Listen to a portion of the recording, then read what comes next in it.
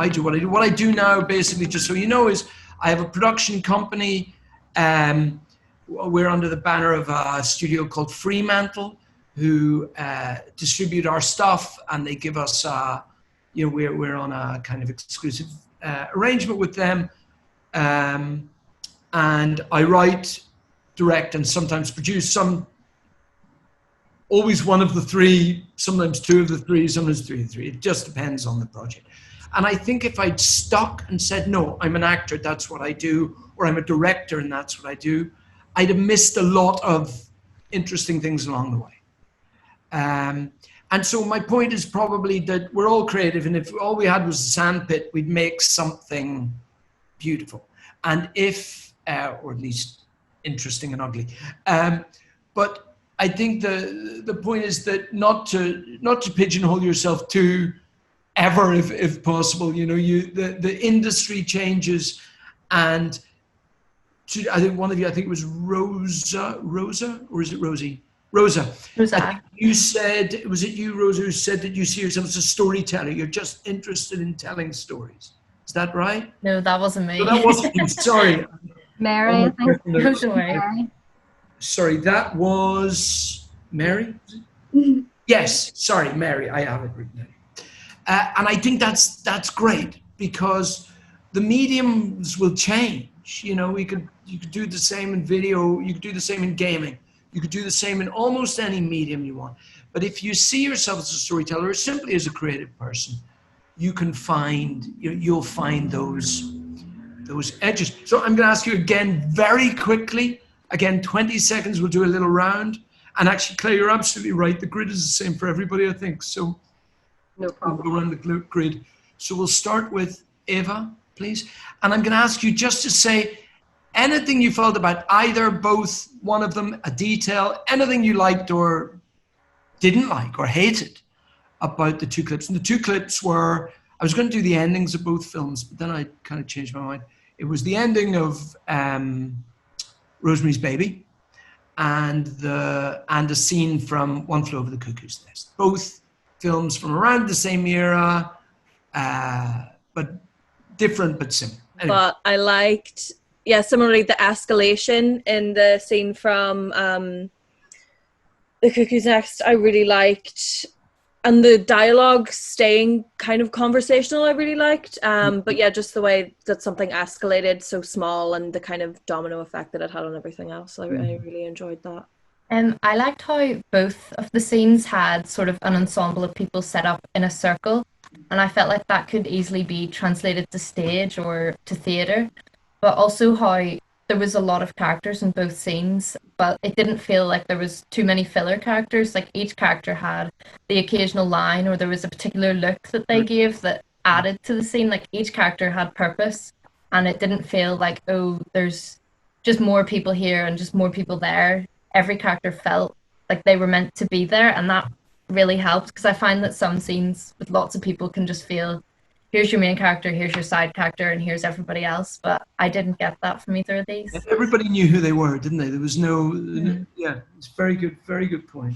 Yeah. It kind of showed that once there's a really strong emotion or a really strong idea with one person or in a group, it kind of spreads like a wildfire. It's very hard to kind of then take control, because even when Jack Nicholson's character was trying to mediate, trying to calm things down, so many people have gotten worked up because of one person that started it all. It was kind of hard to kind of get a rein on it again, and he ended up even just going for the more violent approach in the end. I thought it was interesting. It kind of just shows that it emotions and feelings are just as powerful as a plot point in terms of escalating everything.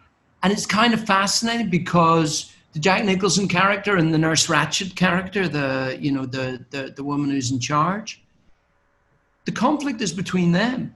Mm-hmm. They barely speak. They're not the ones speaking. They're not the ones doing stuff. And yet it's a war between the two of them, in which neither of them really are taking part until it escalates. No, I think that's really true. I thought the two scenes had a parallel in that there was a lack of control that the characters had over their own worlds and what was happening to them. One Flew Over the Cuckoo's Nest, I just got the frustration that the characters who are trapped within the establishment had. And, you know, with Cheswick, he wants to hang on to the idea that he has some sort of control over what's happening to him. And then we realize very quickly that although the character's becoming violent and Nurse Ratched does look afraid at one point, that she very much is still in control. They have no understanding about, you know, they can't control anything in the establishment. The comedy of them both kind of is really challenging, I think. It's what makes them, it's what raises them in and out. But the main thing I kind of wanted to, one of the main things I wanted to look at, and I think all the things you talked about are absolutely true. The characterization is so pinpoint. There is nobody in there who doesn't know why they're there. They don't, you know, the madder, the crazier and more extreme these guys play out in One Flew Over the Cuckoo's Nest, the more they know who they are.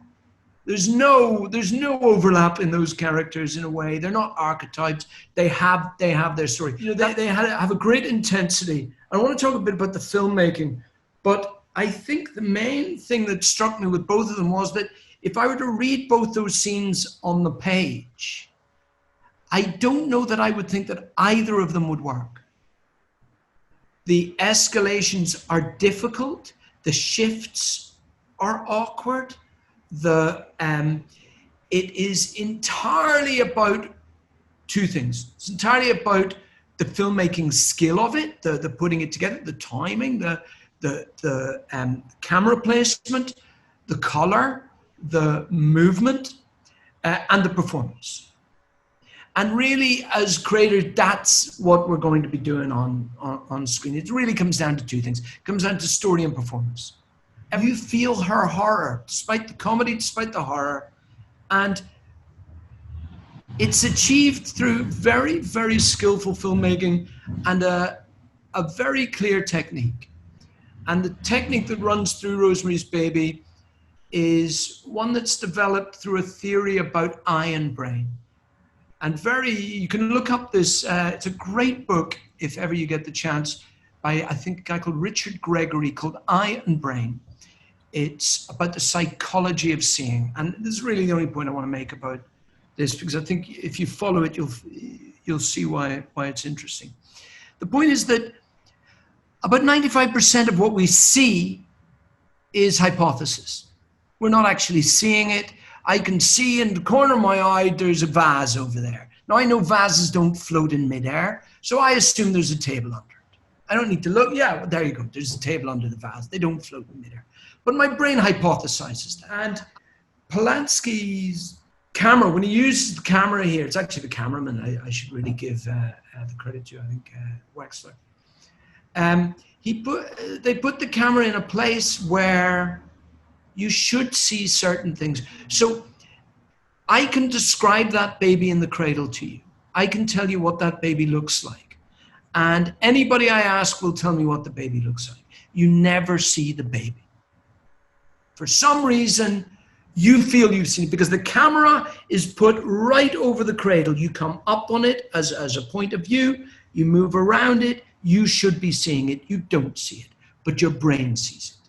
And there's nothing as scary, you know, they can't show you the devil, that won't scare you. But if they can make you see your devil, that will really scare you. That will get to you. There's another moment in that film where the camera is placed in the doorway and it's a really unsightly shot. If the doorway's the side of my frame, we're kind of like this. And we can see the guy's back as he's talking on the phone. And the cameraman moved the shot to here so you can see him on the phone. And the director said, no, put it back there. And he said, but I can't see what he's doing. And the cameraman said he didn't understand why he'd done that shot until he went to the cinema. And everybody in the cinema went to try and see what was happening on the other side of that door. So a very strong technique, but a knowledge of where you're putting a camera and the writing of it, within the writing of it, allowing it to escalate, but also it's not traditional dialogue, as I think somebody else said. It's not written, it's not in order. People talk over each other. It's naturalist. It's weird, but it's naturalist. But you've got scenes that really build in uneven, awkward ways. It fits and starts, moving backwards and forth. They're not gentle gradations. And so I'd encourage you maybe to look at those scenes, think about both the writing of them, the filming, and the production of them. How you go about creating the space to make this work. Both are, there's the other similarity I wanted to draw, both are very place dependent. One works entirely within this asylum and wouldn't work if the place wasn't so weirdly beautiful. And at the same time so horrible. And the other one's in this very famous apartment building in New York. So really all I wanted to do is sort of ask you to look at them as writers and directors. I think you did a brilliant job of doing that already. And as viewers, enjoy them as viewers. But I want you to kind of go away and think, how would I have created that? Or how would I create that now? What are the challenges? Where are the steps? And where are the, you know, where is this thing really made? Why does it work? And maybe where does it not work? Film is all about tone. Everything we're talking about is about tone here. And how you create that and what it is, what are the building blocks of those things. And maybe really film them for yourself. Kind of go get a bunch of friends and act these things out. See where the filmmaking is in it for you. When you find you are both the writer and the director, do you feel sometimes you get quite close-minded? Because I've made films before where I'm writing the script and I think, yes, this is great, I'm enjoying this is good. But I feel that because I know so much about it and it doesn't quite translate in the script and on the screen in the way I know it does because I've worked with it for so long. Is there a way to sort of overcome that, or to take in other opinions without giving up the role of director or writer? It's a very good question. I'd say the main thing is your role as a director isn't actually to tell people what to do. You know, your role as a director is actually, you know, when you're on set, I direct maybe once a year, twice a year at most. The people I'm with on set are doing this every day. They're on set every day. Cameramen are on set every day. Soundmen are on set every day. Soundmen and women, cameramen and women are on set every day. Listen to them. Talk to them. Tell them what you think you're doing and ask them if that is what you're doing. Use them as your counterbalance, as your echo chamber. It's a great advantage to know the script as well as you do. Most directors come in, they barely know the script because they haven't got time. And that is the absolute truth. You have a great advantage over someone who hasn't written it, that you really know what it means. But as you say, you might know what you think it means. And that's where you have got 80 on a proper set, or even on a student set. You've got at least 10 creative people around you. Use them. They're your resource. They're your filmmaking resources. So as director, yes, you'll make those decisions, but you're not telling people what to do. You're bringing in their creativity. You're those actors in Cuckoo's Nest. If they hadn't brought their character, did you notice Danny DeVito in there? Anybody spot him? Yeah. So you've got amazing actors in there. Trust them, give them what they need, and they'll give you what you need. And they will be very quick to say to you, this doesn't make sense. At which point you say to them, well, how do we make it make sense? This is what I want it to mean. Like, obviously you do quite a lot of like crime and like thriller. Do you find that to be like a particularly challenging kind of genre to write, considering there's so many like ins and outs and like things to consider about, like, you know, like building your tension and building your mystery? Because like I feel like that's the kind of genre I want to kind of go into, but I feel like I kind of struggle with like maybe sometimes getting way down and trying to make everything kind of make sense, you know? I would say don't look at the crime thing as the problem. It's actually your friend. It's your way in, because you have, all you need is a big idea. So for example, I don't know, one of the silent witnesses, let's say, you ask a question at the beginning of the 2 hours. Somebody is dead. What happened to them? And you answer it at the end of the 2 hours. Very simple in a way. As long as you keep it that simple, everything that happens in between will work. Once you have those two things, a big idea and a twist that you love, that you think will really turn the whole thing on its axis, Then you build everything to those things and beyond. And then you start to break it down more and more. Well, that's my axis point and that's my ending. Now, what's my setup? How do I set this up? How do I get us to the point where the story can really take off? What's my first act? You break it down.